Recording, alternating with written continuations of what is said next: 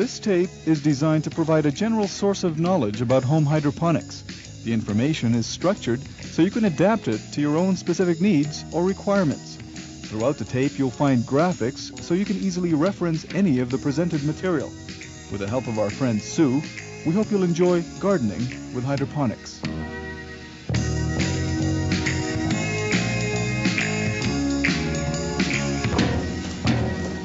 Hello there. See, you've made it. My name is Sue Claremont, and I've been asked to talk to you about hydroponic gardening. As you can see, there is a lot of material available about the subject. And while I'm in the same boat you are, I want to learn about hydroponics. The people at Liberty 500 have asked me to help you get a solid grounding in the subject of hydroponics so you can adapt it to your own specific needs.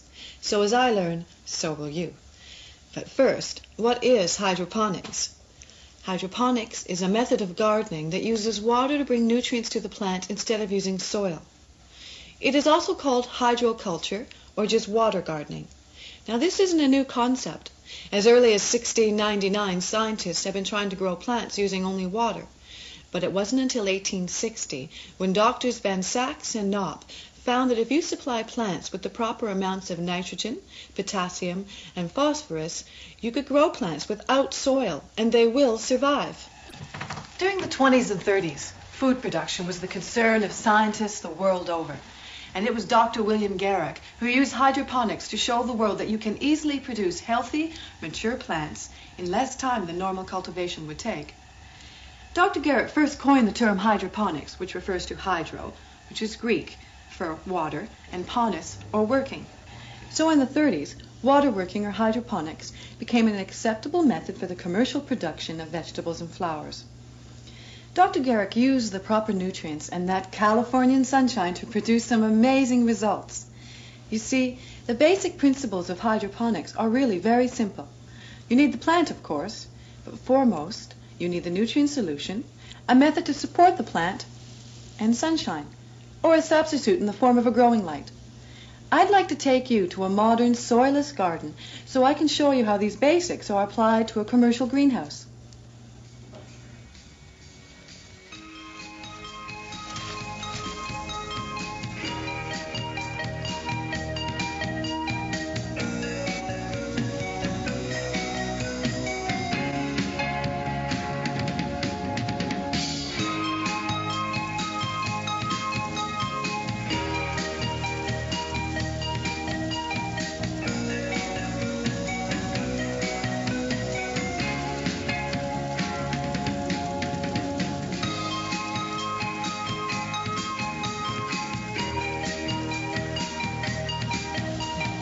I'd like to thank you, Kathleen, for coming and taking some time away from work to answer a few questions for me.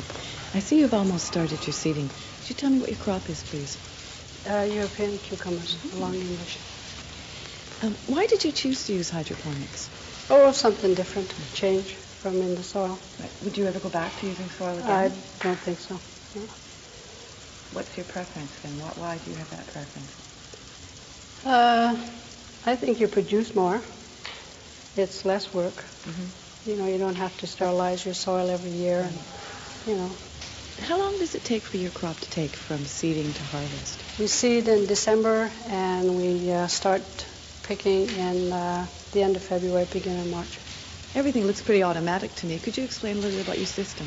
This is the first year we're using a computer for our ventilator openers and controlling of the heat. So we have to find out how it really works. But we've had computer for fertilizer, for injection. We've used computer before. That works pretty good. With their greenhouse, the Van Dams have set up a technically advanced growing environment to aid them in increasing the yield of their crop. A computer regulates the flow of solution that is distributed to each plant through plastic tubes. Another computer controls heat and humidity. By utilizing an intricate weather sensor, the computers can give the growers accurate readouts on the plant's specific needs, as well as control heat and humidity through automatic vents in the ceiling. Another computer also regulates the carbon dioxide that the plants receive. While the computers are responsible for regulating the needs of this commercial greenhouse, you, the home grower, will need to concern yourself with the same basic principles of light, heat, humidity, and nutrients. When these variables are addressed and accommodated, it will be apparent that the benefits of hydroponic gardening outweigh the obstacles. With the addition of CO2, you can even speed up plant growth. Solving problems like humidity may be as easy as putting a jug of water into a closed room, or using a propane stove to add carbon dioxide. As some homes will have specific needs, you can, with the correct knowledge, grow plants faster and larger hydroponically.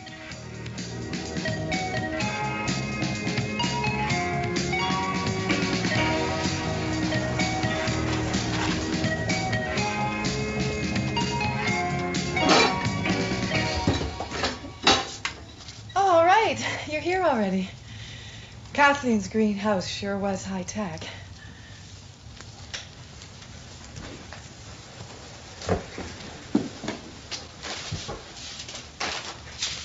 I decided to get some herb seeds and some sprouts so I can show you how to set up some simple hydroponic seeding trays. We know that if you supply a plant with the nutrients and light it needs, it'll grow well. But there are a few other considerations. Air temperature is one, and how our plant is to be anchored is another. With a seed tray, the aggregate, or growing medium, should be soft and small, as the new shoots will be tender at first. Our major concern now is going to be how to supply the nutrients to the plant. I'm going to convert this into a hydroponic seed tray. You can cover it to control the heat and humidity, and it's small enough that you can sit it in front of a living room window or under a grow light. For our aggregate, I'm going to use vermiculite. This is very soft, will hold the solution, but will not damage the new shoots. The easiest way to bring the nutrients to your seed tray is the bucket system. Basically, all you do is put a drainage hole in the side of the tray and fit it with a plug. Then when you flood the tray, it will hold the solution. You simply unplug the tray when you want to drain it so the roots can breathe. You need to flood your tray twice a day for 5 minutes so the aggregate never becomes dry.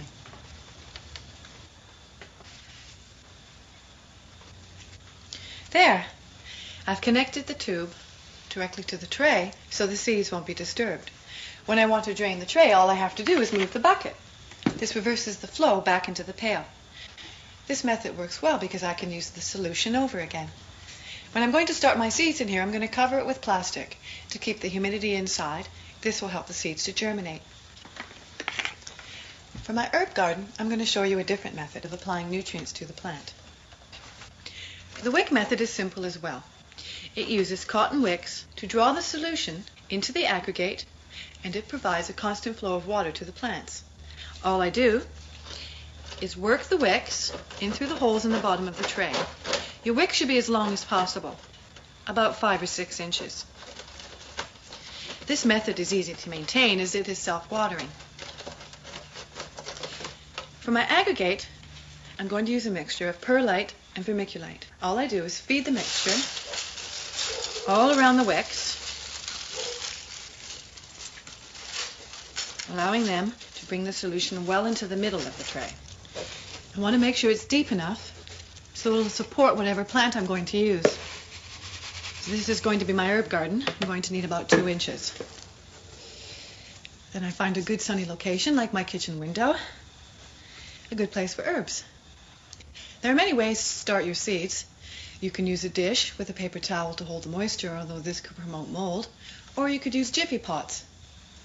These are made out of peat moss, and they expand into little seed containers when you put them into water. Or you could use